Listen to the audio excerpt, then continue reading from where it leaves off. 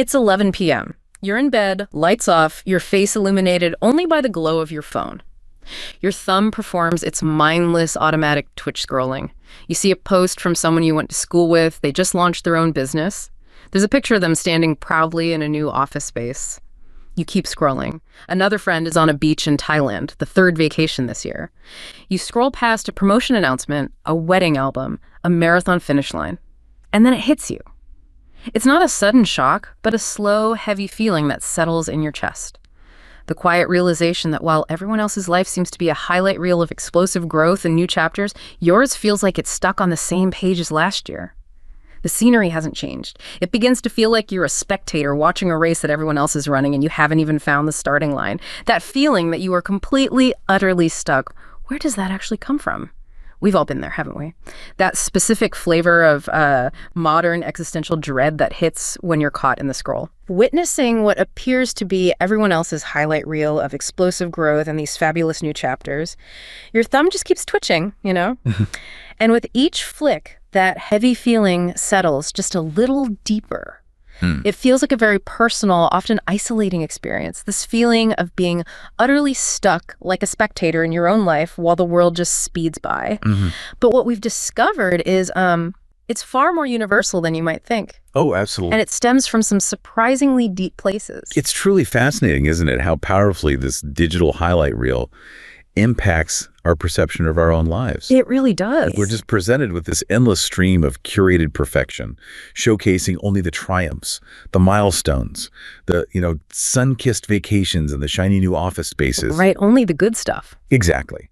And when we constantly compare our messy, evolving, utterly human reality to someone else's perfectly edited fantasy, it inevitably creates this profound sense of inadequacy, a feeling that we're stagnating while others are soaring. It's like judging your entire nuanced novel by someone else's perfectly crafted two-sentence Instagram caption. That's a great analogy. And for young professionals navigating the vibrant, yet often relentless urban landscape of places like Jakarta, this feeling is just amplified. Oh, trust me, I know that feeling all too well. I remember this one night, very vividly. The glow of my phone was the only light in my small kosan room. That's a common term here in Indonesia for like a rented boarding room or small apartment. Right, yeah. It was something like 2 a.m. in Jakarta, and there I was scrolling through LinkedIn again. And there was Bayu, a university classmate, grinning in a sharp suit, announcing his team's latest funding round. Oh, yeah. The LinkedIn scroll. Exactly. And then a tap over to Instagram showed Sari, another friend, on a work trip in Bali, laptop perched beside an infinity pool, looking far too serene. Of course, the Bali work trip. And just this wave of something cold and heavy washed over me. Not exactly jealousy, not even anger, really, but a profound sense of falling behind. That sense of falling behind. Yeah. My own career in advertising felt like this constant, frantic paddle against the current, while everyone else seemed to be, sailing effortlessly on yachts. Yeah.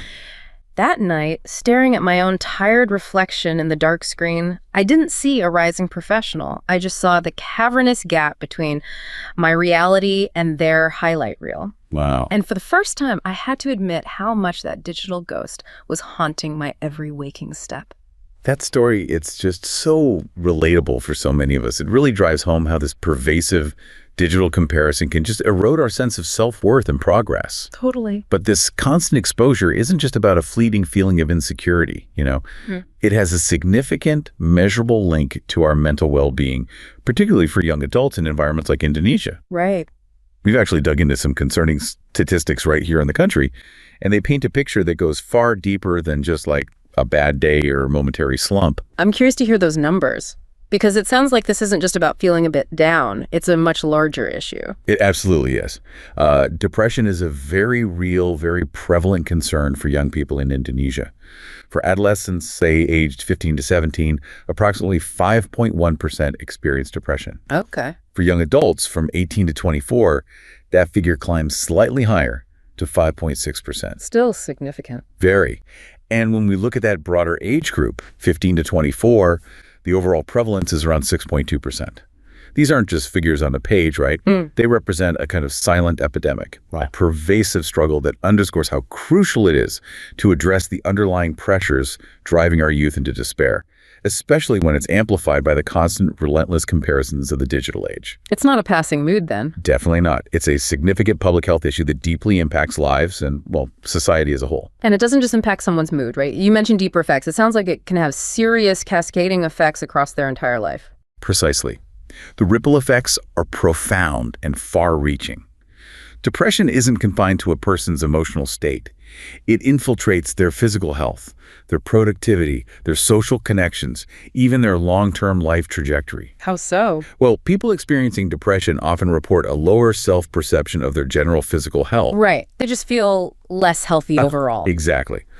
Which can lead to more frequent visits to healthcare facilities, almost as if their emotional pain is manifesting physically. In the professional sphere, it can result in significant work interruptions, reduced productivity, or even unemployment, which then creates this vicious cycle of stress and financial strain. That makes sense. And looking further down the line, depression in youth is strongly linked to loneliness later in adulthood.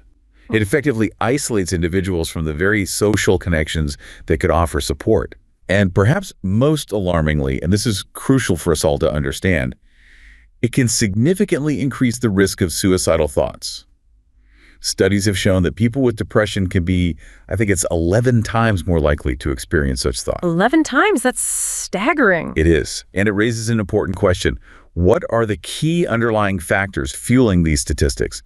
What are these vulnerabilities in our young population? That's a truly sobering picture. So what are these factors? What does the research tell us about why some young people seem more susceptible to depression than others? Yeah, we've identified several key risk factors, and some of them are quite nuanced, revealing the complexity of mental health. Okay. First, gender plays a significant role. Women across both adolescent and young adult age groups appear significantly more vulnerable to depression than men. Really? How significant? Well, the disparity actually peaks quite dramatically during adolescence. For 15 to 17-year-olds, women are 3.53 times more likely to experience depression compared to their male counterparts. Wow, over 3.5 times. Yeah. And for 18 to 24-year-olds, it's still high, 2.23 times more likely. So it lessens slightly, but still a major difference. Why is that? It's not about blaming any single factor, but understanding that it's a kind of perfect storm of influences. It's attributed to a complex interplay of what we call affective factors. That's your inherent emotional makeup and reactivity to stress. Okay. Biological factors, things like genetics and hormonal fluctuations, especially during puberty. Cognitive factors, meaning your thinking patterns, how you process information, your self-awareness. Right. And sociocultural factors. And that encompasses everything from pervasive media influence and body image pressures to societal expectations and gender inequality. So it's a whole mix of things. Exactly. It's the unique combination of these that creates individual vulnerability, making it a truly multifaceted challenge, particularly for young women. That's quite a comprehensive list, revealing just how intricate the causes can be. It's not just one simple thing. What about the home environment? Does parental well-being factor into this, or is it more about those external pressures? Oh, parental influence is indeed a deeply fascinating and critical factor. It really showcases how emotional scripts can unfortunately be passed down through generations. It's so. If a young person has a mother or father with depression, their own risk of depression more than doubles, sometimes even triples. Doubles or triples, that's huge. It is. For adolescents, having a depressed mother increases their risk by 2.47 times and a depressed father by 2.63 times. For young adults, a depressed mother raises the risk by 3.12 times and a depressed father by 2.80 times. Wow, so it's consistently high across the board. Yes. This suggests that depression can kind of run in families, often rooted in challenging home environments, maybe characterized by poor parenting practices, strained communication, economic struggles, or unresolved conflicts. Right, the overall atmosphere. Exactly. Yeah. And it's particularly interesting to observe how parental depression might manifest differently. Maternal depression often shows up as internalizing symptoms in the child, things like feelings of worthlessness, anxiety, or withdrawal. Okay, like mirroring the mother's internal state. Kind of, yeah. Whereas paternal depression might manifest more as externalizing actions like anger, irritability, or withdrawal from the child, which can create a more chaotic or emotionally distant home. And adolescents, being more aware and perceptive of their surroundings, are often keenly attuned to these changes in parental behavior and the general household atmosphere. They pick up on it. They definitely pick up on it, and it can profoundly impact their own developing mental state. But the insight here is that recognizing these inherited patterns is often the first step towards writing a new, healthier narrative for oneself, even when home environments remain challenging. Right, awareness is key. It highlights the crucial role of external support systems and self-awareness in potentially breaking these cycles. That's a powerful insight, how parental well-being can so directly shape a child's risk, even beyond genetics. What about personal choices then, like lifestyle behaviors? I imagine they play a significant role too. Lifestyle choices are definitely critical. They can act as both potential coping mechanisms and direct contributors to mental health challenges. Okay. Unhealthy behaviors, especially smoking and alcohol consumption, are strongly associated with higher rates of depression. Right, that seems logical. For adolescents, current smoking increases the risk by 2.60 times, and for young adults by 1.52 times. Okay. But here's something interesting. Yeah. What's particularly striking and maybe a bit counterintuitive is that ex-smokers often show a higher risk of depression than current smokers or those who never smoked. Wait, higher? Ex-smokers? Yeah. For adolescents, ex-smokers are 2.99 times more likely to be depressed, and for young adults, it's 2.47 times more likely. Why would that be? You'd think quitting would improve things. Well, it might indicate that people dealing with depression could be more likely to attempt to quit smoking, maybe as a way to improve their health. Okay, so the depression might come first, leading to the attempt to quit. Possibly. But the very struggles associated with quitting, the withdrawal, the stress, maybe the underlying issues that led to smoking in the first place, can contribute to, or even worsen, depressive symptoms. Yeah. Like a complex feedback loop. Ah, okay, that makes more sense. It's not the quitting itself, but the whole context around it. Exactly. And alcohol consumption is also a significant factor. Even light alcohol consumption has been linked to depressive symptoms in youth. Even light drinking? Yeah, showing a 2.0 times higher risk for adolescents and 2.42 times for young adults.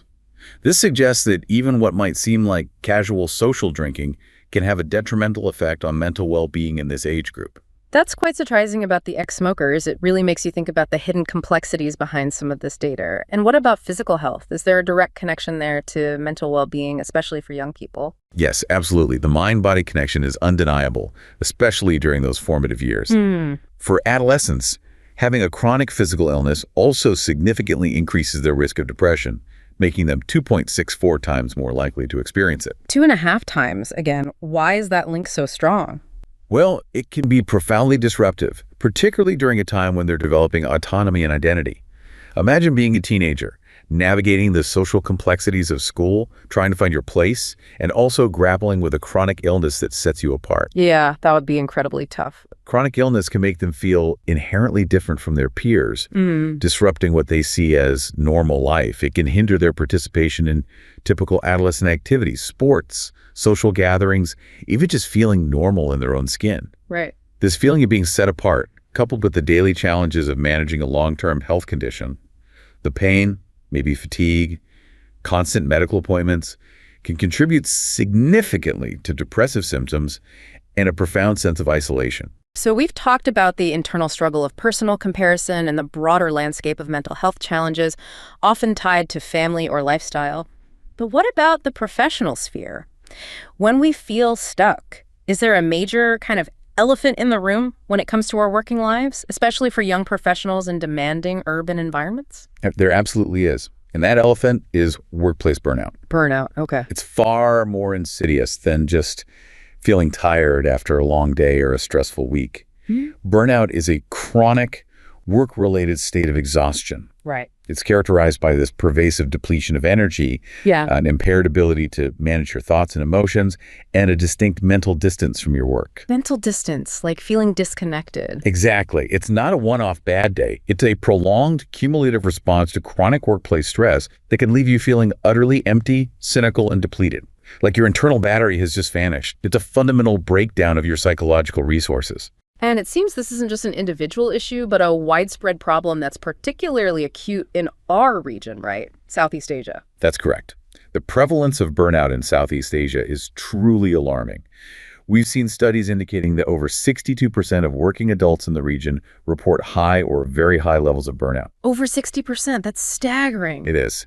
And looking specifically at Indonesia, a significant portion of employees report severe or extremely severe symptoms of anxiety, depression, and stress, all of which are strongly almost inextricably linked to burnout. So there's a direct link between general mental health and burnout. A very direct link. The numbers are quite stark. Those experiencing moderate or severe symptoms of depression are 6.48 times more likely to report burnout. Wow. For anxiety, it's 2.22 times, and for stress, a staggering 5.51 times more likely. Okay, so stress and depression seem particularly predictive. Absolutely. This highlights a critical and undeniable connection between our overall mental well-being and our professional lives. If you're struggling with anxiety or depression or simply overwhelmed by stress, your odds of experiencing burnout significantly increase. It creates this vicious cycle that can be incredibly difficult to break without intervention. It's not just a professional problem then. No, it's a profound mental health challenge that impacts the very fabric of our working population.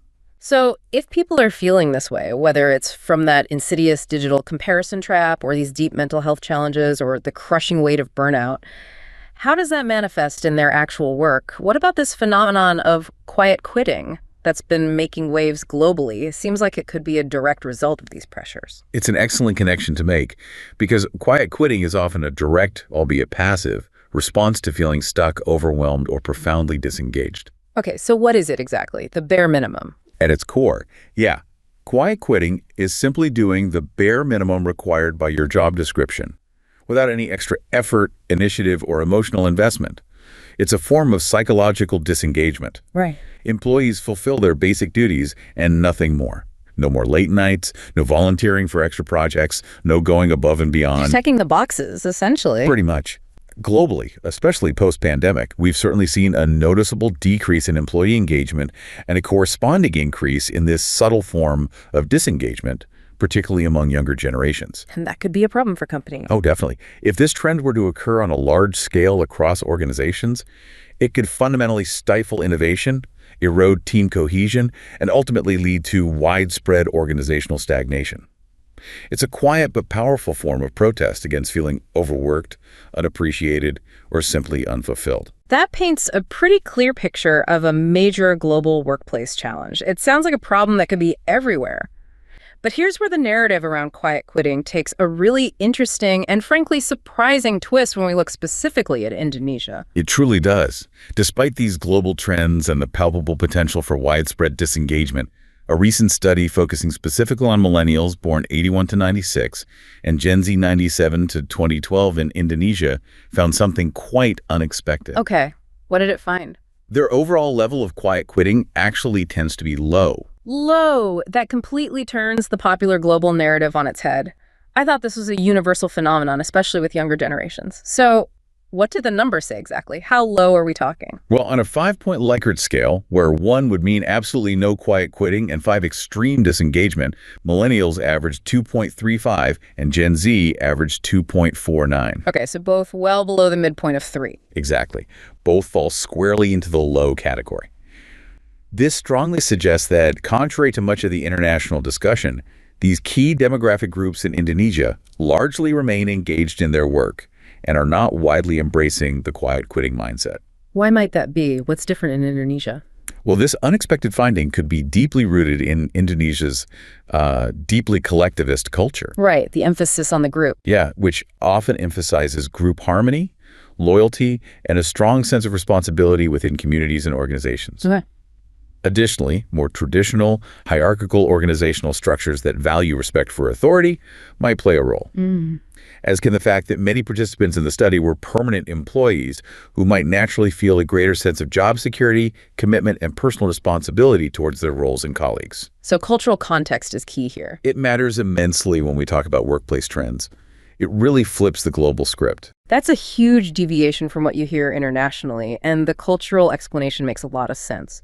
So even within this overall low, quiet quitting trend in Indonesia, are there any subtle differences between millennials and Gen Z? Because they're often lumped together, but they've certainly had distinct formative experiences. They absolutely do, and the study reveals some intriguing nuances that highlight those differences. While overall quiet quitting is low for both, Gen Z shows a slightly higher tendency towards what we call emotional detachment from work compared to millennials. Emotional detachment. Okay, what does that look like? On this specific dimension, Gen Z averaged 2.82, while millennials were at 2.43. That's a noticeable difference. It is. This is significant because Gen Z, having grown up in an era more focused on personal well-being, highly values work-life balance and mental health support from their employers. Right. That's often cited. So if their work environment doesn't meet these specific expectations, if they feel overwhelmed, unsupported, or simply disconnected, they tend to emotionally withdraw as a form of self-protection. The boundary thing. Kind of. It's not necessarily about shirking duties, but about preserving their inner peace. Millennials, on the other hand, having often transitioned from more traditional, perhaps more rigid corporate systems, appear more adaptable to conventional organizational dynamics. They seem less prone to this emotional distancing, even if they might experience other forms of disengagement. So Gen Z is more about that emotional connection to the work and the environment, and if it's not there, they mentally check out a bit more. That's a clear distinction. What about initiative? Are either of them prone to just doing the bare minimum without going above and beyond? On the dimension of lack of initiative, both generations generally show a similarly low tendency. Millennials scored 2.23 and Gen Z scored 2.31. Okay, pretty close and still low. Yeah, this means that while they might not be emotionally detached necessarily, they also don't often go significantly beyond their assigned tasks. It suggests a tendency to complete duties within their job description without a strong, inherent drive to take on additional roles or proactively seek out new projects. So fulfilling the contract, but not much more. Basically. And again, this could be deeply influenced by Indonesia's hierarchical work culture. Right. Employees might be less inclined to take on roles outside formal descriptions without explicit directives or clear pathways for recognition. It's a more passive form of quiet quitting. Waiting to be asked, maybe? Perhaps. Fulfilling basic responsibilities but not actively seeking further engagement. And left unaddressed by leadership, even this low lack of initiative can subtly decrease innovation within teams and slow down overall organizational performance over time. That makes sense, a cultural influence on how proactivity is perceived. What about work motivation itself? Are they equally motivated, or is there a difference in what drives them? Here's another interesting flip, one that provides great insight into generational drivers. Millennials tend to show a slightly greater decrease in what we call work motivation compared to Gen Z. Millennials show less motivation. That's surprising. It is a bit. Millennials scored 2.36 on this motivation dimension, while Gen Z was lower at 2.11, lower meaning more motivated in this context, or rather, less decrease in motivation. Ah, right. Okay. Why would millennials be less motivated? This often comes from millennials' feelings of career stagnation or a perceived lack of appreciation. A sense that their efforts don't seem to lead to expected rewards or advancement. Okay. This aligns with something called expectancy theory. Expectancy theory. Yeah, it basically suggests that motivation is driven by the belief that effort will lead to performance, and performance will lead to valued outcomes or rewards. So if a millennial doesn't see that link, their motivation dips. Exactly. Sure. Gen Z, on the other hand, appears to remain more motivated if their work feels inherently meaningful and aligns with their personal values, even if they're prone to that emotional detachment we talked about. So Gen Z needs, meaning millennials need to see the path to reward. That's a good simplification, yeah. While millennials might become demotivated by a perceived lack of advancement or appreciation, Gen Z is profoundly driven by purpose. If they believe their work contributes to something bigger, that keeps them engaged, even if other things aren't perfect. That's a huge distinction. Recognizing what truly drives each generation could be a game changer for managers trying to keep teams engaged. Absolutely. And is there anything else that stands out in terms of factors influencing these quiet quitting tendencies? Like, does education level play a role? That's a very significant insight from the research, actually. It seems education level plays a notable role, revealing another layer to who might quietly disengage. Okay, how so? Individuals with secondary education backgrounds, so high school or diploma qualifications, show a higher average quiet quitting score of 2.69. Right. Compared to those with higher education, like bachelor's or master's degrees, who averaged 2.40. That's quite a difference. Why would that be? What's the why behind that educational divide in quiet quitting behavior? This phenomenon might be explained through a couple of key psychological frameworks. First, there's something called person-organization fit theory. Okay. This theory suggests that individuals with higher education often have a better understanding of professional responsibilities, corporate structures, organizational values. Right, they've maybe been more exposed to that world. Exactly.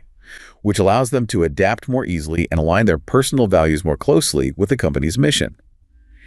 This alignment naturally strengthens their commitment. Makes sense. And additionally, that expectancy theory comes into play again. Okay. Those with more education often have higher expectations for recognition, career development, and access to significant opportunities within an organization. They expect more pathways. Yeah, things like promotions, specialized training programs, mentorship, or even the chance to work on high-profile projects. These opportunities can significantly strengthen their attachment to their work and reduce any tendency for quiet quitting. So it's not just the degree itself. No, it's the broader set of expectations, opportunities, and the sense of growth that often come with higher education, fostering a deeper sense of engagement and purpose. It suggests that investing in education and creating clear pathways for advancement can be powerful antidotes to disengagement across the board. So we've really explored the depths of why we feel stuck, haven't we? From the insidious comparison trap of social media to the prevalence of burnout and even the fascinating nuances of quiet quitting in the unique Indonesian context. Yeah, we've covered a lot of ground. Personal vulnerabilities, family dynamics, lifestyle choices, the workplace environment. But the biggest, most crucial question remains. How do we actually get unstuck? How do we break free from this feeling of stagnation and build genuine progress and resilience in our lives? Right. It's about shifting from simply diagnosing the problem to actively pursuing solutions. And one of the most powerful, yet often overlooked paths to progress, especially in our relentless pursuit of grand ambitions, is surprisingly simple. Okay. It's the power of small, consistent steps, what we refer to as micro goal setting. It's kind of the antithesis of the overwhelming 5-year plan. Oh, the grand plans. I can relate to that on a profound level. My 5-year plan was this masterpiece of ambition, Yeah. Meticulously crafted, laminated, proudly pinned above my desk. Oh, wow. Laminated serious stuff. Serious stuff. It was, I later realized, also a monument to my own perceived failure. For an entire year, I'd been stuck in the same role, same daily grind, and those grand goals, shining brightly on the wall, seemed more like a cruel joke with each passing month. Taunting you. Totally. The energy I once had for my project management career had simply dissolved into Jakarta's oppressive humidity and endless traffic jams. Then, a mentor, over a cup of kopi susu, Nice. didn't ask about my 5-year plan. He simply asked, with this knowing smile, "What can you do for 15 minutes tomorrow?" 15 minutes! Yeah, I scoffed internally. 15 minutes, that's ridiculous. What's that going to achieve? But the very next day, feeling utterly defeated, I tried it. Yeah. For just 15 minutes before my first meeting, I worked on an online certification course I'd bought months ago and never touched. Right. Dusting it off. Exactly. The day after that, I spent 15 minutes organizing my digital files, which were a chaotic mess. These victories were microscopic, almost laughable in their insignificance. But you did them. But I did them. And a week of these tiny, consistently completed tasks felt like something real. It wasn't a sudden leap or a grand breakthrough. It was a single step, taken over and over again, quietly, persistently. My grand plan is still on the wall, but now it's covered in sticky notes, each one a small, tangible promise I managed to keep to myself today. It built a new kind of momentum. That's a perfect illustration of the profound power of micro goals. One of the core reasons we feel stuck is simply a lack of clear goals, or maybe goals that are so overwhelmingly ambitious they become paralyzing. Yeah, you just don't know where to start. Exactly. Without something tangible, something achievable to aim for, the path ahead can feel blurry, uninspiring, and utterly insurmountable. The beauty of micro goals is that they're immediately achievable. Right now, achievable. Yeah. Instead of thinking about that grand 5-year plan, focus on what you can genuinely accomplish in 15 minutes or tomorrow morning before the city even fully wakes up. Think about waking up at 5 a.m. just once this week. Okay, small win. Or writing in a journal for 5 minutes every other day. Or making one small charitable contribution once a week. These small victories, when consistently achieved, build undeniable momentum. And more importantly, they hack your brain's reward system. Each micro goal completed releases a small burst of dopamine, that feel-good neurotransmitter. Oh, the dopamine hit. Exactly. It reinforces the behavior and builds a powerful sense of self-efficacy, that fundamental belief in your own capability to succeed. Is how you rewire your belief in your own capability, one tiny, quiet victory at a time, making life feel much more vibrant and dynamic. I love that. It's not just about getting things done. It's about building confidence and rewriting your internal narrative through these small, consistent wins. So beyond setting micro goals and tackling the daily grind with new strategies, what else can help us break free from feeling stuck? Is it all about work, or is there a crucial role for downtime and genuine connection? Oh, downtime and connection are not just critical. They are absolutely fundamental. They act as powerful antidotes to the pervasive stress and monotony that often lead to feeling stuck. Right. Feeling stuck often stems from relentlessly monotonous routines, chronic work fatigue, or simply too much stress that has nowhere to go. Yeah. It's a clear signal, like a flashing red light from your brain. Warning sign. Yeah, that your mind desperately needs a refresh, a re-engagement with life outside the demands of your job. Here's where intentional, strategic leisure and deep community connection become not just beneficial, but vital. That sounds great in theory, but when you're in the thick of it, completely depleted, making time for strategic leisure feels like another item on an impossible to-do list. We can feel that way, absolutely. I remember a time when burnout had really crept up on me, slowly, insidiously. It wasn't a dramatic crash or a sudden explosion of exhaustion. For me, it was just a slow fade to gray. The slow fade. Yeah. As a lawyer in the bustling Suderman Central Business District, my world had shrunk to the size of my laptop screen and the confines of my office. Late nights fueled by instant noodles and the constant, relentless ping of work chats were my norm. It was like a twisted badge of honor I wore until it started to suffocate me. Yeah, that hustle culture trap. Totally. My breaking point came not in the boardroom or during some heated negotiation, but on a quiet Saturday morning when I found myself actually crying over a simple, loving request for my mother to visit. Wow.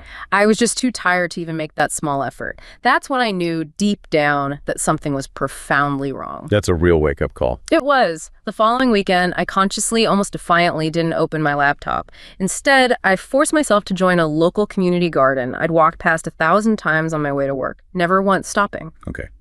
Stepping outside the routine. Yeah. My hands in the rich, dark soil, surrounded by the easy chatter and laughter of neighbors planting chili and lemongrass. I felt a forgotten, vibrant part of myself stir.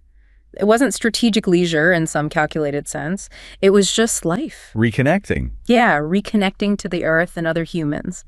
I learned then that true resilience wasn't about absorbing more and more pressure, about being tougher or grinding harder.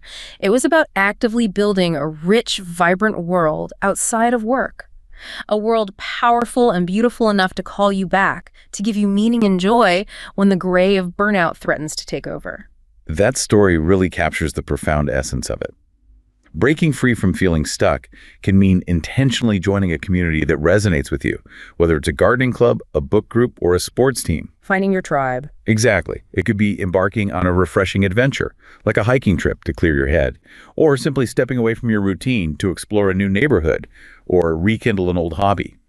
Resilience isn't just about enduring pressure. It's about proactively building that rich, vibrant life outside of work. The life that can genuinely call you back from the brink when stress threatens to overwhelm you. It's about finding diverse sources of joy, connection, and purpose that aren't solely tied to your professional obligations. That creates a buffer for your mental well-being. That makes so much sense. It's not just about managing the stress at work, but proactively creating space away from work and giving yourself those essential avenues for life. This brings us to another interesting paradox that our research highlighted regarding working hours and burnout. It's one that isn't immediately intuitive. Yeah, it's a fascinating and counterintuitive finding that often surprises people. We've actually observed that both working less than 40 hours a week and more than 50 hours a week can lead to higher odds of burnout compared to that seemingly standard, balanced 40, 50 hours. Wait, working less than 40 hours can increase burnout. How does that work? Okay, so specifically, working less than 40 hours a week increased the odds of burnout by 1.23 times. Working more than 50 hours increased it by 1.36 times. Oh wait, the more than 50 makes sense, just overwork, but less than 40. Right. This is particularly relevant in Asia, where long hours are often culturally seen as a sign of dedication, loyalty, commitment. Yeah, showing face, putting in the time. Exactly. Reflecting a strong cultural emphasis on work as a primary means of fulfilling social and familial responsibilities. However, the unexpected insight here is that not working enough can also be a significant source of stress. Stress from not working enough. Yeah. The absence of a perceived minimum number of working hours per week might negatively impact employees' sense of self-efficacy, that fundamental belief in one's ability to succeed and contribute meaningfully. So feeling unproductive. Feeling unproductive, underutilized, maybe even a sense of financial precarity if hours are tied to income or perceived value. all of which contribute to burnout, even in the absence of overt overwork. It's a complex psychological balance where both too much and too little can be detrimental. So it's not just about physical exhaustion from overwork, but also about the psychological impact of feeling underutilized or perhaps not meeting certain internal or even cultural expectations. That adds a whole new dimension to understanding burnout. It really does. What about job satisfaction then? How does that tie into this whole picture of burnout and feeling stuck? Oh, there's an incredibly strong, almost inescapable and direct link between job dissatisfaction and burnout.